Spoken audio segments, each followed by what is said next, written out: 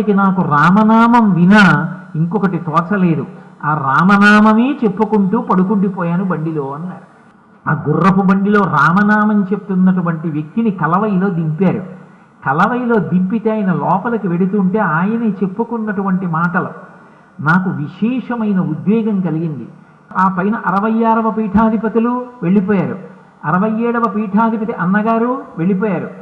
నాకు కూర్చోపెట్టి ఇది పీఠ సంప్రదాయం, నువ్వు ఇలా పూజ చెయ్యాలి, ఇక్కడ ఇలా ఉండాలి, ఇలా దండం పట్టుకోవాలి, దండం ఇంత పొడుగుండాలని చెప్పేటటువంటి వాళ్ళు కూడా లేరు.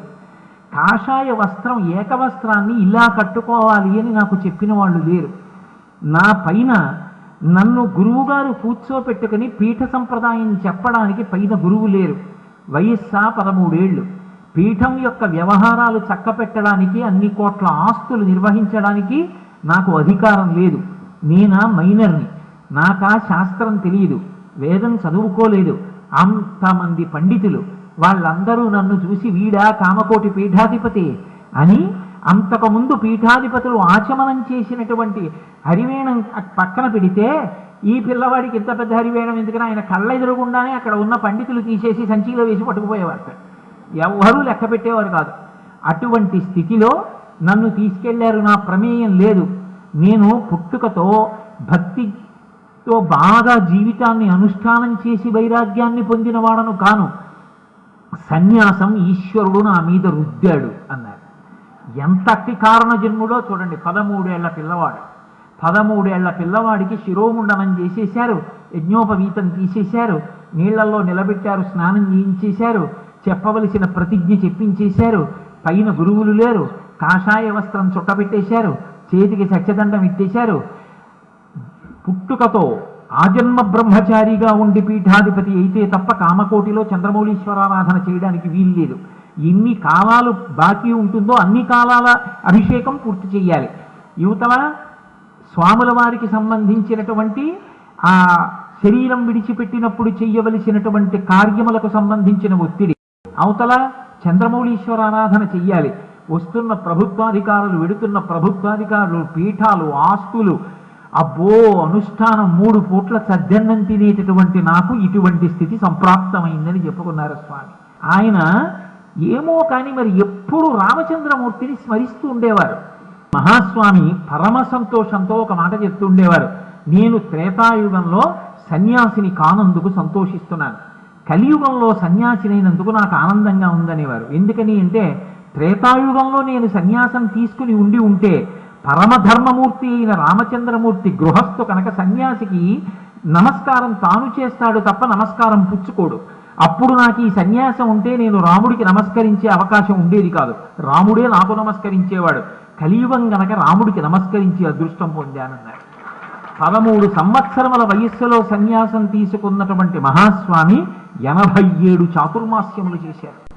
2 సన్యాసులు కలుసుకుంటే ఏ సన్యాసికి నమస్కరించాలి అన్న మీమాంస ఏర్పడితే చాతుర్మాస్యములు అధికంగా చేసిన వారు ఎవరుంటారో వారికి తక్కువ చేసిన వారు నమస్కరించాలి. 87 చాతుర్మాస్యములు చేసినటువంటి మహాస్వామితో సమానంగా చాతుర్మాస్యాలు చేసిన పీఠాధిపతులు ఎక్కడున్నారు? ఆ రోజుల్లో లేరు. కాబట్టి సన్యాసికి అందరూ నమస్కరించాలి తప్ప కాషాయ దండ మాత్రేణ యతి పూజ్యో న సంశయ, వారికి మిగిలిన వాళ్ళు నమస్కరించాలి తప్ప వారు ఇతరులకు నమస్కరించే అవకాశం లేదు. పోని తోటి సన్యాసులకు నమస్కరిద్దామా?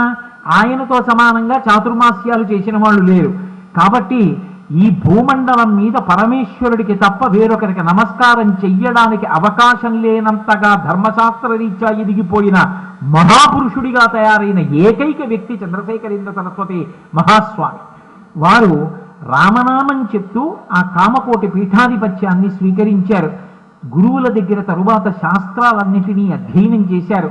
వారు చేసినటువంటి తపస్సు అనితర సాధ్యమైనటువంటి తపస్సు. శివాస్థానం అని చెప్పి కలవై వెడుతుంటే ప్రత్యేకంగా వేరే స్థానం ఉంటుంది, అది మహాస్వామి వారి తపోభూమి. అక్కడ ఒక చిన్న పాకలో స్వామి తపస్సు చేసేవారు. ఎంత తపస్సు అంటే అక్కడ కిటికీలో చిన్న కొయ్య అమరిక ఉంటుంది, దాని మీద ఆవు పాలు ఉంచేవారు. వారు కానీ తాగారా ఆ పాత్ర ఖాళీ అవుతుంది, వారు తాగలేదా పాలు అలాగే ఉంటాయి. మళ్ళీ తీసి పాలు పెట్టేవారు. సన్యాసాశ్రమ నియమాలకి సంబంధించినంత వరకు వారికి తెలియనటువంటి నియమం లేదు. నేను మీకు ఒక 2-3 సందర్భాలు చూపించే ప్రయత్నం చేస్తాను. ఎంత గురితో, ఎంత క్రమశిక్షణతో ఉండేవారో అర్థమవుతుంది. చాలా చిన్నతనంలో సన్యాసాశ్రమ స్వీకారం చేసినటువంటి కారణం చేత వారికి అస్తమానం చేతిలో సత్యదండాన్ని పట్టుకుని ఉండడం జ్ఞాపకం ఉండేది కాదు. సత్యదండం ఎక్కడో పెట్టి కమండలం పట్టుకుని వెళ్ళిపోతూ ఉండేవారు. ఒకానొకప్పుడు పీఠానికి విశేష సేవ చేసినటువంటి పెద్దలు ఒకరు మహాస్వామి దగ్గరికి వచ్చి, చిన్నతనంలో వారు ఉన్నటువంటి రోజుల్లో, అయ్యా మీరు బాగా శాస్త్రం చదువుకున్న తర్వాత క్షమాపణ చెప్తాను, ఏమనుకోకండి, అలా సత్యదండాన్ని విడిచిపెట్టేసి చేతులు ఊపుకుంటూ నడవకూడదు. మీ శరీరంలో అవయవాలు ఎలాగో ఆ సత్యదండం కూడా అలా, అంతేకాని దాన్ని విడిచిపెట్టి నడవకూడదని చెప్పారు. ఆ రోజు రాత్రి చిన్న పిల్లవాడైన గట్టిగా 13 ఏళ్ళు నిద్రపోతున్నారు. నిద్రపోతున్నప్పుడు దీపాన్ని కొంచెం తగ్గిద్దామని ఆ వ్యక్తి లోపలికి వెళ్ళారు. సత్యదండాన్ని షాటీతో నడువుకి కట్టుకుని పడుకుని ఉన్నారు. వెంటనే ఆ పెద్దలు మరునాడు అడిగారు, అదేమిటంటే రాత్రి సత్యదండాన్ని షాటీతో నడువుకి కట్టుకున్నారు ఎందుకని అడిగారు. నాకు తెలియదు కదా, ఇన్నాళ్ళు నేను లౌకిక చదువుల్లో కదా ఉన్నాను, మీరేమో సత్యదండం విడిచిపెట్టకూడదన్నారు, నాకేమో అలవాటు లేక వదిలిపెడుతున్నాను, అలా దాన్ని విడిచిపెట్టకుండా ఉండడం అలవాటు అవ్వడానికి షాటీతో నడుము కట్టేసుకున్నాను నిద్దట్లో కూడా అన్నారు. అంటే తాను పాటించవలసినటువంటి సంప్రదాయం పట్ల, తాను పాటించవలసిన ఆచారం పట్ల మహాస్వామిది అటువంటి నిబద్ధత. చిన్నతనం నుంచి పైన గురువుగారు ఉన్నారా, గురువుగారు చూస్తున్నారా, నేను సత్యదండం పట్టుకోలేదని ఆయన దెబ్బలాడతారా, అందుకోసం కాదు, శాస్త్రం కోసం, వేదం కోసం, పరమేశ్వరుడి కోసం, పీఠ మర్యాద కోసం. లోకంలో ఎప్పుడైనా సరే భయం అనేటటువంటిది మనిషిని పాడు చేసేస్తుంది. మనిషికి ఎక్కడ భయం ఉంటుందో అక్కడే మృత్యు ఉంటుంది. భయం ఉండడం తప్పే, కానీ ఆరోగ్యవంతమైన భయం ఉండడం మాత్రం చాలా చాలా అవసరం. ధర్మాకృతి అన్న పుస్తకంలో వాడినటువంటి ఆ మాట, హెల్దీ ఫియర్ అన్న మాట వాడారు. నిజంగా అద్భుతం ఆ మాట.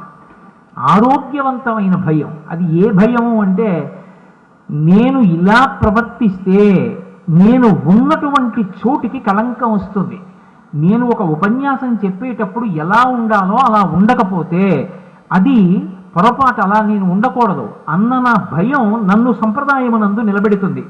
నేను సంధ్యావందనం చేయకపోవడం మహాదోషం, ఎలాగైనా నేను చెయ్యాలంతే అన్న నా భయం నా చేత సంధ్యావందనం చేయిస్తుంది.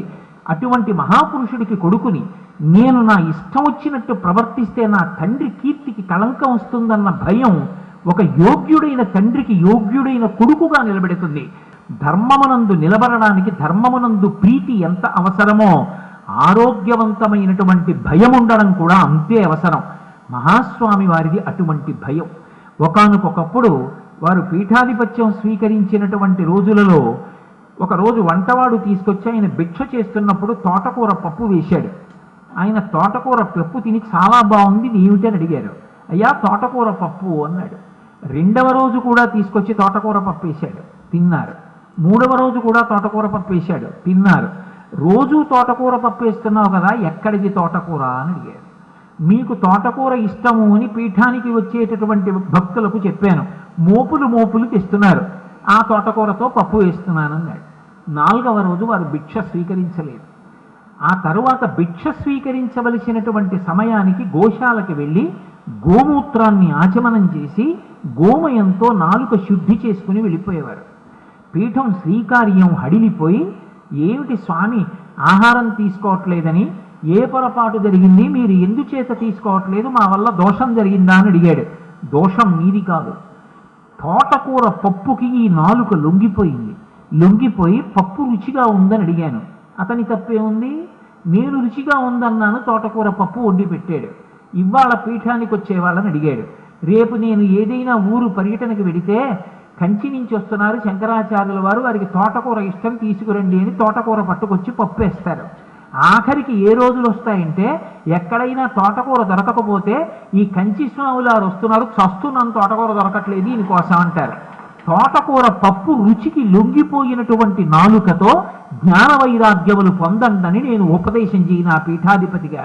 అదే నా గురుస్థానం. ఏ తోటకూర పప్పు రుచికి నాలుక మనసు లొంగిపోయాయో ఆ నాలుకని మనసుని పరిశుద్ధం చేసి ఇకపైన ఇంద్రియములకు వశం కాకుండా జ్ఞాన వైరాగ్యములను గురించి బోధ చెయ్యడానికి పీఠాధిపతిగా తగినటువంటి సమర్థతని, దానికి కావలసినటువంటి అర్హతని నిలబెట్టుకోవడానికి భిక్ష సమయానికి గోశాలకు వెళ్ళి గోమూత్రాన్ని ఆచమనం చేసి గోమయంతో నాలుకని శుద్ధి చేసుకుంటున్నానని చెప్పుకున్నారు. సన్యాస ధర్మాన్ని 100కి 100 పాళ్ళు అనుష్ఠించినటువంటి మహాపురుషులు ఒక్క చంద్రశేఖరేంద్ర సరస్వతి మహాస్వామి. ఆఖరికి వారు చిన్న పిల్లవాడు, వారిని గురువులు అటకాయించలేదు. ఇలా పీఠాధిపత్యం స్వీకరించి మళ్ళీ వారు దక్షిణ దేశ యాత్రకు బయలుదేరుతున్నటువంటి సమయంలో వాహనశ్రేణికి ఆధిపత్యం వహించేటటువంటి మొదలియారు వచ్చి ఒకసారి గౌరవవందనం స్వీకరించండి అని బండి ఎక్కమన్నాడు. నేను సన్యాసాశ్రమం స్వీకరించాను, అహింస నా ప్రధాన వ్రతం, కాబట్టి నేను చక్రాలతో వెళ్ళే బండిలో కూర్చుని వెళ్ళకూడదు, కాబట్టి నేను ఈ బండి ఎక్కను. ఇవన్నీ నేను చూసి సంతోషించడానికే తప్ప ఇకపైన సన్యాసాశ్రమంలో ఉన్న పీఠాధిపతిగా ఈ బళ్ళ మీద ఎక్కి వెళ్ళే అధికారం నాకు లేదని 100 సంవత్సరముల వయస్సు వచ్చే పర్యంతము కూడా కాలినడకన మళ్ళీ శంకర భగవత్పాదుల తర్వాత ఆసేతు హిమాచల పర్యంతము పర్యటించి లేదా శిష్యులు మోసినటువంటి పల్లకీలో వెడుతూ ఊరూరా గ్రామ గ్రామాన విడిది చేసి భక్తి తత్పరులైన వాళ్ళు, పండితులు, ఆదరించవలసిన కుటుంబాలంటే వాళ్ళ ఇళ్ల దగ్గరికి వెళ్ళి ఎంత నిరాడంబరమైనటువంటి జీవనం అంటే మహానుభావుడిది. ఒకప్పుడు వారు ఒక బ్రాహ్మణ గృహంలో విడిది చేశారు. 1 గంట జపం అని 1 గంట సేపు జపం చేసేవారు. విపరీతమైనటువంటి పొగొచ్చేస్తోంది. ఆ పొగొచ్చేస్తుంటే ఇంత పొగ ఏమిటని కూడా అడగలేదు ఆయన. లేచి వెళ్ళి పొయ్యి దగ్గర కూర్చున్నారు. ఆశ్చర్యపోయి ఇదేమిటి పొయ్యి దగ్గరికి వచ్చారన్నారు.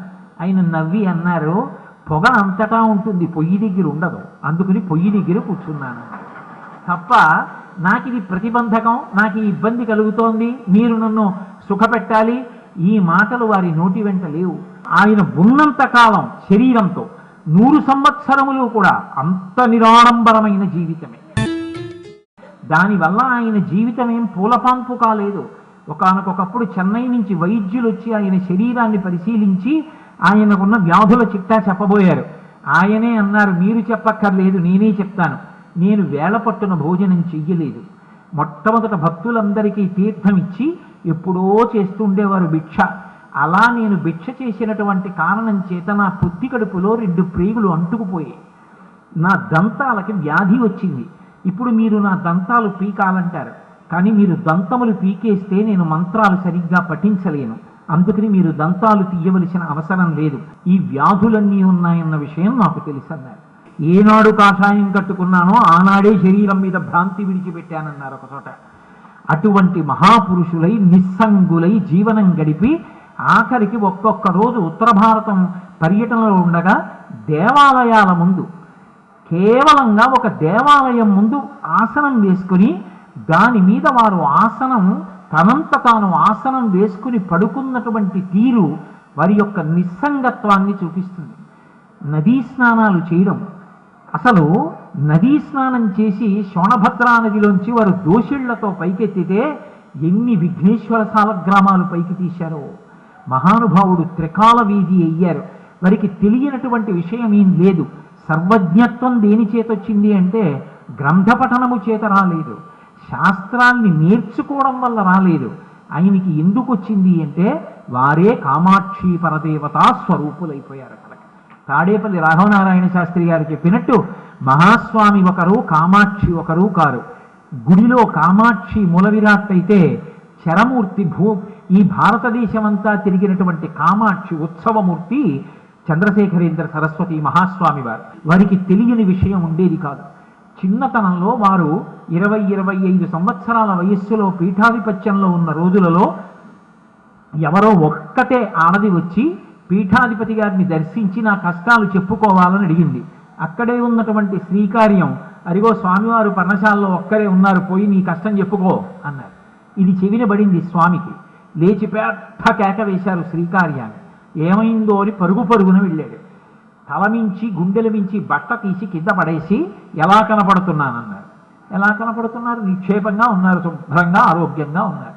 అది కాదు, 25-30 సంవత్సరముల వయస్సు మధ్యలో ఈ శరీరం దృఢతరంగా మిసమిసలాడుతూ కనపడుతోందా లేదా?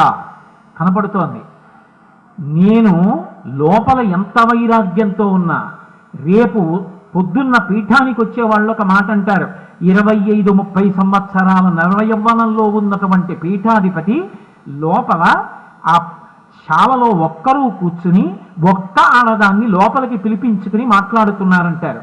అప్పుడు నాది కాదు అప్రతిష్ట, కామకోటి మఠానికి అప్రతిష్ట వస్తుంది. 67 మంది మహాపురుషులు అధివసించిన జగద్గురు పీఠం కామకోటి. అటువంటి పీఠానికి అప్రతిష్ట రాకూడదు.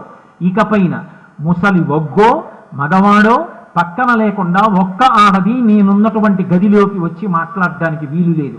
60 సంవత్సరములు దాటిపోతేనే ఒక్క ఆడది వస్తే మాట్లాడతా. అప్పటి వరకు పక్కన వేరొకరు లేకుండా నా గదిలోకి పంపడానికి వీలు లేదు. నాకు ఆవిడికి ఎవరు లేరంటున్నారు, ఏమీ బెంగలేదు. ఎవరూ లేకపోతే నాకు చెప్పినా ఒకటే, చంద్రమౌళీశ్వరుడికి చెప్పినా ఒకటే. వెళ్ళి ఆవిడ్ని చంద్రమౌళీశ్వరుడికి చెప్పమనండి, ఆయన అనుగ్రహంతో కష్టాలు తీరుతాయి, ఒక్క ఆడదానితో మాట్లాడినన్నారు. అది వారి యొక్క స్థిర సంకల్పం, అది వారి క్రమశిక్షణ. పీఠం యొక్క గౌరవాన్ని నిలబెట్టడానికి అంత జాగ్రత్తగా, అంత క్రమశిక్షణతో, అంత పవిత్రంగా ఉండేవారు. చంద్రమౌళీశ్వరుడికి తేనెతో అభిషేకం చేసి ఆ తేనె 2 చేతుల్లో తీసి తలకి రాసుకునేవారు. ఎందుకు అలా రాసుకుంటున్నారని అడిగారు. తేనె తలకి తగిలితే జుట్టు తొందరగా తెల్లబడిపోతుంది. ఏ చిన్నవాడు, వయస్సులో ఉన్నవాడు, యవ్వనంలో ఉన్నవాడు అనిపించుకోవడం నాకు ఇష్టం లేదు. నా జుట్టు ముగ్గుబుట్టయిపోతే పెద్దవాడు అనుకుంటారు. అందుకని ఆ పెద్దరికం తొందరగా రావాలని స్వామి తేనె తలకి రాసుకుంటున్నానన్నారు. శరీరమునందు అపేక్ష ఎక్కడుందండి? ఇది భారతదేశానికి గౌరవం. 90 సంవత్సరముల వయసు వచ్చేసిన తరువాత తల ముగ్గుబుట్టయిపోయి 3 విభూతి రేఖలు దట్టంగా పెట్టుకుని, చేతికందినంత కుంకం లలాటమునందు అలంకారం చేసుకుని, మెడలో మారేడు దళాల మాల వేసుకుని, విడిచిపెట్టకుండా సత్యదండాన్ని పట్టుకుని, కమండలం ఉంచుకొని, ఎదురుగా వెడుతున్నటువంటి ఒక రిక్షాని చేత్తో పట్టుకుని, తాను వాహనం ఎక్కకూడదు కనుక సన్యాసి, త్రేతాయుగంలో రామచంద్రమూర్తి ఎలా ధర్మం పాటించాడో అలా ధర్మాన్ని 100కి 100 పాళ్ళు అనుష్ఠిస్తూ నడిచి వెళ్ళిపోతుంటే, ద్రవిడ దేశంలో ఎదురుగుండా వస్తున్నటువంటి బస్సులు, కార్లు రోడ్డుకి ఇరుప్రక్కల ఆపి అందులోంచి జనం దిగి, మహాస్వామి వెడుతున్నారు నడిచే దేవుడని బస్సుల్లో చెప్పులిప్పి వారు వెడుతుంటే రహదారికి 2 వైపులా నేల మీద పడి నమస్కరించారు. ఆ మారేడు చెట్టు కింద ఉండేవారు, కోశాలు ఉండేది.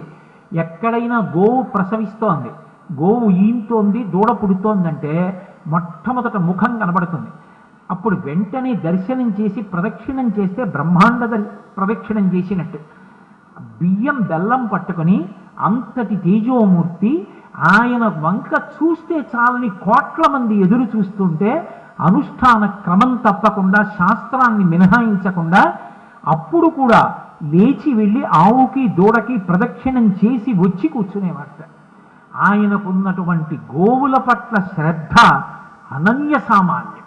వారు ఒకచో చెప్పుకున్నారు, ఈ దేశంలో గోవధ జరగకుండా పూర్ణమైన విజయాన్ని నేను సాధించలేకపోయాను అని బాధపడ్డారు. ఎత్తటి గోభక్తి తత్పరులంటే వారు ఒకసారి ఉత్తర భారతదేశం వెళ్ళారు. ఉత్తర భారతదేశం వెళ్ళినప్పుడు పీఠం రాత్రి పూజ అయిపోయిన తర్వాత ప్రత్యేక కారణాల చేత పక్కనే ఉన్నటువంటి వేరొక గ్రామానికి వెళ్ళిపోవలసి వచ్చింది. అలా వెళ్ళిపోతున్నప్పుడు ఒక వ్యక్తి దారి చూపిస్తున్నాడు. మిగిలిన వారిని తర్వాత రమ్మన్నారు. ఒక్క మహాస్వామి, కొద్దిమంది అంతేవాసులు, ఒక గుర్రం, ఒక ఆవు, ఇవి వెనక నడుస్తున్నాయి. ఆ తీసుకెడుతున్న వ్యక్తి అకస్మాత్తుగా దారి తప్పి అడవిలోకి వెళ్ళిపోయాడు.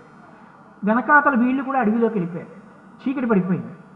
వెళ్ళింది అరణ్యం, దారి తెలియలేదు. ఇంతలో రైలు కూత వినపడింది దూరంగా. రైలు కూత ఎటు వినపడిందో అటువైపుగా వెడదామని ఆవుని గుర్రాన్ని తీసుకున్నట్టు వెళ్ళారు. రాత్రి 11 అయింది. దూరంగా ఎక్కడో స్టేషన్ ఉంది. నడవడానికి దారి కనపట్టలేదు. పట్టాల మించి నడవడానికి ఆవుకి గుర్రానికి ప్రమాదం జరుగుతుంది. అబాండన్డ్ వ్యాగన్స్ అంటారు. విడిచిపెట్టేసిన వ్యాగన్ ఒకటి ఎస్కేప్ లైన్ మీద ఉంది, మధ్యలో లైన్ మీద పెట్టి ఉంచారు. ఓ పాడైపోయినటువంటి రైలు పెట్టే అది. వెంటనే మహాస్వామి ఈ ఆవుని తన అంతేవాసులతో కలిసి చాలా జాగ్రత్తగా ముందు ఆ పెట్టెలోకి ఎక్కించేశారు. పెట్టి తలుపులు వేసేశారు.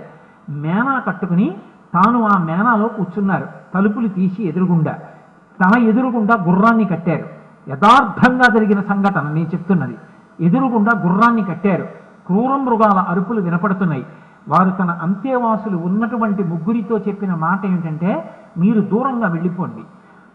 ఒకవేళ క్రూర జంతువులు వస్తే మొట్టమొదట గుర్రాన్ని కొట్టేస్తాయి. గుర్రానికి పూజ పశు పూజ కాబట్టి గుర్రం పడిపోతే పెద్ద దోషం లేదు.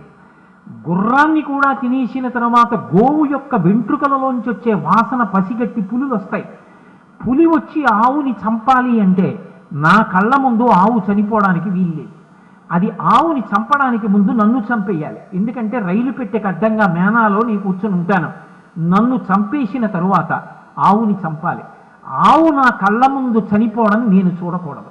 ఆవు కన్నా ముందు నేను వెళ్ళిపోవాలి. అది వారికి ఉన్న గోభక్తి. వారు రాత్రంతా కామాక్షి పరదేవత జపం చేస్తూ మేనాలో కూర్చుంటే క్రూర మృగాలు అటుగా వచ్చి రైలు పట్టాల దాకా వచ్చి వారి వంక చూసి ఒక్కసారి గాండ్రించి నమస్కరించి వెళ్ళిపోయి తప్ప ముందుకి రాలేదు. గుర్రాన్ని కూడా చెనకలేదు. తెలతెలవారుతుండగా మళ్ళీ పీఠం వెళ్ళిపోయింది. అంటే మహానుభావుడు గోవుల్ని రక్షించడంలో వారు ఎంతటి పూనికతో ఉండేవారో మనకు అర్థమవుతుంది. శ్రీశైల క్షేత్రం అంటే వారికి ప్రాణం. అటువంటి శ్రీశైల క్షేత్రంలో ఒకప్పుడు వారు ఉండిపోతారని భయపడ్డారు కూడా. అక్కడ ఉన్నటువంటి పాలధారలు పంచధారల దగ్గరికి వెళ్ళి వారు జపం చేసుకుంటూ కూర్చుండిపోతే అటువంటి చోటికి వారు వెళ్ళి ఆ శ్రీశైలంలో ఉన్నటువంటి కామకోటి మఠానికి వెడితే అక్కడ ఉన్నటువంటి గదులు పాక చూపించి ఉండమంటే వారు అక్కడ ఎక్కడా ఉండలేదు. ఆ రోజు రాత్రి వారు గోశాలలో పడుకున్నారు. అంత గొప్పగా గోవుల పట్ల విశేషమైనటువంటి భక్తిని ఆచరించి మనందరం కూడా గోవుల్ని కాపాడాలనేటటువంటి సందేశాన్ని ఆచరణాత్మకంగా అందించినటువంటి మహాపురుషుడు చంద్రశేఖరేంద్ర సరస్వతి మహాస్వామి వారు. వారు ఒక్కొక్క క్షేత్రానికి వెళ్ళి అంతర్ముఖత్వంతో కూర్చుంటే అంతే వారికి ఎక్కడెక్కడ ఏమున్నాయో భాషించేది లోపల. ఒకప్పుడు శ్రీకాళహస్తి క్షేత్రానికి వెళ్ళారు. వెళ్ళి అంతర్ముఖత్వాన్ని పొంది కూర్చున్నారు. లోపల దర్శనం చేసి ఇదిగో ఇక్కడ మొక్కలు డొంక తుప్పలు పెరిగిపోయినటువంటి ఈ కొండని శుభ్రం చెయ్యండి. ఈ కొండ మీద కళ్యాణ స్వరూపంతో పార్వతీ పరమేశ్వరుడు పరివారము కొండ మీద చెక్కబడి ఉన్నారు అని చెప్పారు. వెళ్ళి ఆ కొండకి అడ్డంగా ఉన్నటువంటి డొంకలు తుప్పలు అన్నీ తీసేస్తే కొండ నిండా కూడా కళ్యాణమూర్తి అయినటువంటి పరమశివుని యొక్క శిల్పాలన్నీ కొండ మీద చెక్కబడి ఉన్నాయి. ఒక్కొక్క చోటికి వెడితే వారు కళ్ళు మూసుకుని ధ్యానం చేస్తే ఆ క్షేత్ర వైభవం ఏమిటో చెప్పగలిగేవారు. శ్రీకాళహస్తిలో కళ్ళు మూసుకుని ధ్యానం చేసి ఇక్కడే అర్ధనారీశ్వర స్వరూపం ఉంది సువర్ణముఖరి నదీ తీరంలోనని చెప్పారు. వెళ్ళి చూస్తే నిజంగా అక్కడ అలాగే ఆ అర్ధనారీశ్వర స్వరూపం ఉంది. మహానుభావుడు ఇక్కడ మహాబిల్వం స్థలవృక్షము శ్రీకాళహస్తిలో అని చెప్పారు. ఇక్కడ గిరి ప్రదక్షిణ ఉన్నటువంటి క్షేత్రం శ్రీకాళహస్తి అని చెప్పారు. వారు ఎక్కడికి వెడితే అక్కడ ఆ క్షేత్రంలో ఉండేటటువంటి మూర్తి వైభవం గురించి అంత గొప్పగా మాట్లాడేవారు. రామేశ్వరం క్షేత్రంలో శంకర భగవత్పాదుల యొక్క మూర్తిని ఉంచాలి అని ఎంతో కోరిక మహాస్వామి వారికి. అటువంటి శిల్పాన్ని చెక్కవలసింది అని గణపతి స్థపతిని ఆదేశించారు. ఆ శంకర భగవత్పాదుల యొక్క మూర్తిని చెక్కుతున్నటువంటి గణపతి స్థపతి ఒకసారి కంచికామకోటి పీఠానికి వచ్చి మహాస్వామి వారి దర్శనం చేసి చిన్నబుచ్చుకుని నిలబడ్డారు. ఏమలా చిన్నబుచ్చుకు నిలబడ్డారని అడిగారు. ఏమీ లేదు స్వామి, మూర్తిని చెక్కుతున్నాం, కానీ శంకరాచార్యుల వారి యొక్క నుదుటి మీద పెద్ద మత్స పైకొచ్చింది. ఆ మత్సతో ఉన్నటువంటి శంకరుల్ని ఎలా ప్రతిష్ఠ చేస్తామని భయంగా ఉందన్నారు. స్వామి కళ్ళు మూసుకుని ఒక్కసారి ధ్యానం చేసి బెంగ పెట్టుకోకు, నీ కర్తవ్యాన్ని నువ్వు చెయ్యి, మూర్తిని చెక్కుతుండు, కామాక్షి పరదేవతే చూసుకుంటుందన్నారు. ఆయన ప్రతిరోజు ధ్యానం చేసేవారు. కొంత నియతి కాలంలో గణపతి స్థపతి తిరిగి వచ్చి చెప్తూ ఉండేవారు ఏమయ్యేది అన్నది. వచ్చినప్పుడల్లా చెప్తూ ఉండేవారు ఆ మత్స తరిగిపోతోంది కానీ ఇంకా కొంచెం ఉంది, కుంకుడు గింజంతుంది అంటూను.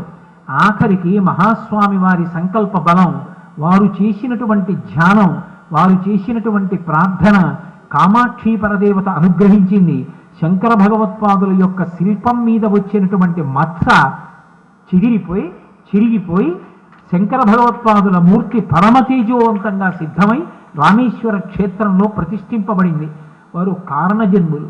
కళ్ళు మూసుకుని ఎక్కడ ఏది జరుగుతుందో ఏది జరగదో చెప్పగలిగిన సమర్థతతో ఉండేవారు.